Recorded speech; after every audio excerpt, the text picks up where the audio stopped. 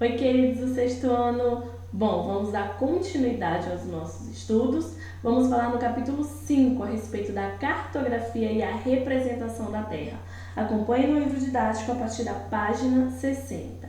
Bom, desde o início, o ser humano ele teve a necessidade de desenhar, de cartografar, de reproduzir a Terra e as suas formas.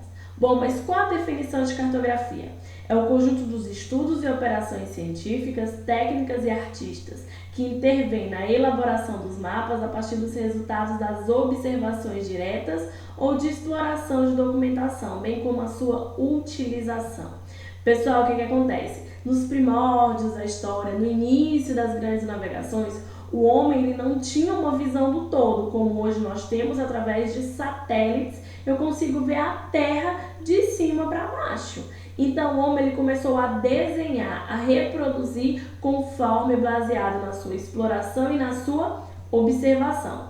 Bom, a gente vai ver que a cartografia ela tem uma função de visualizar os dados espaciais, ou seja, o que é que eu tenho à minha volta, como que é o caminho, como que é o entorno de determinada costa, baseado na observação. Tempos pré-históricos e supera a invenção da escrita.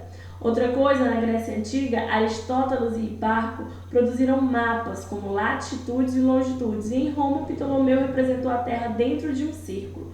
Ou seja, desde o início da humanidade, o homem ele tem a necessidade de reprodução, de reproduzir a Terra, saber como é o seu formato, saber como ela é de fato. Bom, sobre as projeções cartográficas, é como se eu pegasse o nosso globo terrestre, que tem um formato geóide, meio arredondado, mas devido às imperfeições dá o nome de geóide. E eu vou projetá-lo numa folha de papel em algo plano. Então esse sistema de reprodução cartográfico, eles foram desenvolvidos para dar uma solução ao problema de transferência de uma imagem da superfície curva da esfera terrestre para um plano da carta. Por exemplo, como que eu pego um globo terrestre, que é completamente esférico, geóide, e eu vou reproduzi-lo em uma folha que é plana? Por isso a questão das projeções cartográficas é tentar reproduzir sem que haja distorções. Baseado nisso, a gente tem algumas projeções. Nós temos a cilíndrica, a azimutal e a cônica. Lembrando que vai ser, cada uma delas tem o seu objetivo, a sua finalidade, mas elas não são perfeitas. Querendo ou não, uma vai distorcer a área, outra vai distorcer a forma, outro vai ser mais perfeita próxima à linha do Equador e vai ter distorção aos polos. Enfim, vai depender do objetivo dessa projeção. Bom, outra coisa que a gente fala é a questão dos paralelos e meridianos.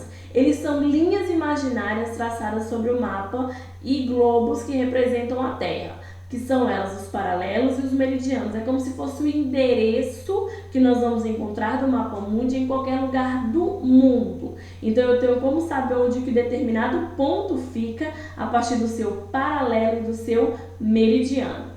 Bom, já os paralelos são linhas imaginárias traçadas de maneira paralela, ou seja, de maneira horizontal.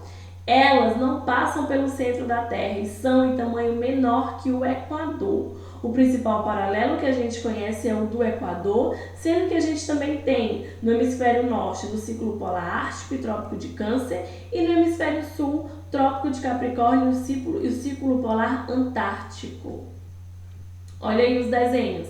De azul você tem claramente meridianos, o principal dele é o meridiano de Greenwich. Se vocês observarem, são linhas imaginárias traçadas na posição vertical. E os paralelos, como eu já citei, são linhas imaginárias traçadas na posição horizontal.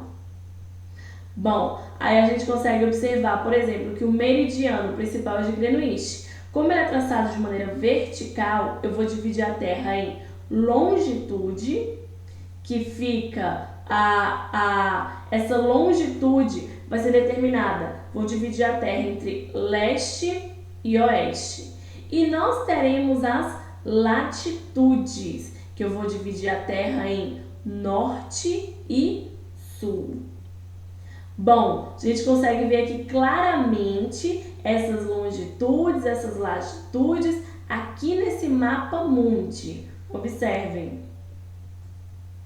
Bom, esses pontos aqui é como se fossem endereços que a gente vai colocar. Por exemplo, o ponto A. Se eu fosse pedir para você a descrição desse ponto a gente pode observar que o ponto A, eu vou olhar aqui para essa região, ó. Ele fica em quê? Qual a latitude dele? Ponto A fica 15, o ponto A ele vai ficar a 15 graus a oeste e esse ponto A também vai ficar a 45 graus, localizado principalmente a norte, na região norte. Deixa eu voltar aqui um pouquinho para você entender. Ah, tia, eu não entendi nada. Observem, os paralelos eu vou dividir a Terra em norte e sul e os meridianos eu vou dividir a Terra em oeste e leste. Vamos prosseguir. É como esses pontos, eu vou encontrar a latitude e a longitude baseado em norte, sul, leste e oeste. Prosseguindo. Bom, sobre as orientações. Pessoal, as orientações são feitas através dos pontos cardeais, que são localizados, que vai me dar as coordenadas geográficas, com isso a latitude e a longitude. Localizar-se, estabelecer caminhos e orientar-se para seguir a direção certa. Isso sempre acompanhou a história do homem na Terra. O que mudou ao longo do tempo foram os recursos, equipamentos, instrumentos, as características do espaço geográfico e, por consequência, as referências para a localização e para a orientação. Bom, dependendo das características desse espaço geográfico e dos aspectos culturais dos povos, da disponibilidade de equipamentos e recursos como plantas e mapas, e do referencial e a maneira de se orientar. Esses pontos eles vão servir principalmente para localizar, para dizer onde que é o norte, onde que é o leste, onde que é o oeste, onde que está o sul. A gente sabe que o sol ele nasce a leste e se põe a oeste. Olha aí a nossa rosa dos ventos. É uma figura em qual está presente o norte, o sul, o leste e o oeste. E nós também temos os pontos colaterais, que é o noroeste, o nordeste, sudoeste e sudeste. E também os pontos subcolaterais, que vocês podem ver o nordeste e sudeste, o noroeste, enfim, entre outros. Bom, baseado nisso, quando a gente fala de projeção, a gente fala de mapa, de representar. Baseado nisso, a gente vai ver os elementos, porque um mapa, para ele ser mapa, ele só é se tiver esse elemento, senão pode ser apenas de uma figura ou de uma representação qualquer. Eu preciso de um título, esse título ele vai indicar o que está sendo representado nesse mapa. Depois eu preciso de uma orientação, eu tenho que saber onde é o norte, que vai ser localizada através da rosa dos ventos.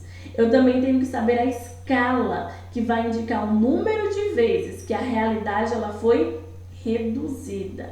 Então, quanto que essa escala foi reduzida? Para poder, quanto que essa porção, que esse continente ele foi reduzido para caber nessa folha de papel. E a legenda, que vai me mostrar o que representa os sinais, as cores, entre outras coisas. Ok? E também a fonte é muito importante, que vai indicar a origem dos mapas e as informações apresentadas neles. Baseado nisso, a gente vê sobre escala. O mapa ele vai ter ou uma escala numérica ou uma escala gráfica. Ó, a primeira, lê-se da seguinte forma a escala numérica. 1 centímetro no mapa equivale a 500 mil centímetros na realidade. Ou seja, a realidade foi que ele foi reduzido 500 mil vezes para caber nessa folha de papel. Já na escala gráfica, varia da seguinte forma, que 1 centímetro no mapa equivale a 5 quilômetros na realidade. Ou seja, 2 centímetros no mapa equivale a 10 quilômetros na realidade. Ou seja, essa escala vai estar me mostrando o quanto que é no mapa, que é representado em centímetros, e a realidade que é em quilômetros. Baseado nisso, a gente tem escalas grandes, médias e pequenas. Por exemplo, uma escala grande, vai ser tipo um projeto de engenharia, levantamento topográfico, plantas cadastrais, ou seja, são representações pequenas que eu tenho um melhor detalhe, que eu tenho muitos mais detalhes. Se eu tenho muitos detalhes, será uma escala grande. Mas se eu pego um continente, um mapa, um atlas, essa escala é pequena, porque eu tive que fazer uma síntese. Eu praticamente não consigo ver detalhes, diferentemente de uma escala grande. Por exemplo, se a gente for fazer um mapa de um bairro, eu consigo ver as praças, eu consigo ver ruas, ou seja, eu tenho um detalhamento maior. Bom, pessoal, outra coisa importante é a respeito dos fusos horários. A gente sabe que devido ao movimento de rotação, que a Terra ela gira em torno do seu próprio eixo, a gente sabe que nem sempre essa incidência solar vai ser igual de maneira distribuída em todo o globo. Então, assim, é necessário dividir a Terra. Por exemplo, a Terra tem 360 graus. Foram divididos em 24 faixas. Essas 24 faixas equivalem a 15 graus cada uma delas. Assim sendo, a gente vai ter um horário diferente. Enquanto aqui no Brasil é uma hora, lá no Japão ou então nos Estados Unidos vai ser outro fuso horário, outra hora. Lembrando que aqui no Brasil a gente tem 4 fuso horários. Observem pelas cores. O primeiro fuso horário vai corresponder a essas ilhas citadas: Fernando de Noronha, Rocas, Trindade e Martim Vaz. Ou seja, esse é um dos primeiros fuso horários. Segundo fuso horário, que é o que tem o maior tamanho aqui no Brasil, a maior representação está de amarelo, que também temos o que? O Distrito Federal, que é o horário oficial de Brasília, que é utilizado para muitas coisas. Por exemplo, aqui é o nosso segundo fuso horário. Já de verde, compreendendo a região norte e um pouco da centro-oeste, nós temos o terceiro fuso horário, e aqui na pontinha, ainda na região norte, nós teremos o nosso quarto fuso horário. Bom, nosso conteúdo fica aqui. Qualquer dúvida, estou à disposição de vocês. Façam a atividade que eu vou deixar aqui embaixo, ok? Boa aula, bons estudos!